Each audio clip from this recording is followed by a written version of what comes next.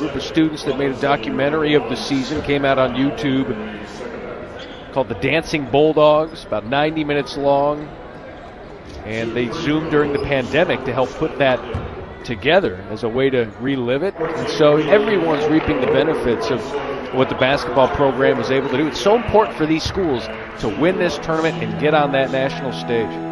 It was kind of a project born of quarantine. So back in March 2020, not many film projects were going on. I called up Thomas and I was like, I have this idea for what at the time was going to be a 5-minute video about our college, Gardner-Webb University, and about their trip to the NCAA tournament for the first time. And so that's kind of how it was born. It was supposed to only be like a 10-minute tribute, and then the ball started rolling a little bit. It just kept growing and growing and growing. We talked to some of the coaches, a lot of the players, and before too long we're like, okay, this might be like a feature-length documentary we're going to put together.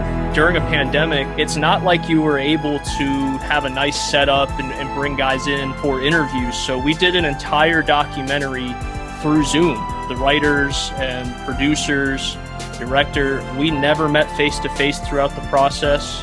We kind of wanted to preserve that memory, not only for our community, but also maybe give others from the outside kind of a glimpse of what it was like at that point, which was just such a big part of our town's history. Gardner-Webb was incredibly generous with us. In fact, our documentary contains a lot of footage that had never been released before. A lot of behind-the-scenes shots, Coach Kraft in the locker room game planning with his team. That's not stuff that they had released at the time. They were willing to give us all of that footage. Really, this is one of those projects that would not have turned out the way it did if it weren't for having so much access. What was even more of a thrill was the ability to see the reaction to it, the excitement from it in the Gardner-Webb community, and it began to receive acclaim in the film industry and receive numerous awards. And went to show me that quality of the image is important, but not as important as the story. You had a hell of a story.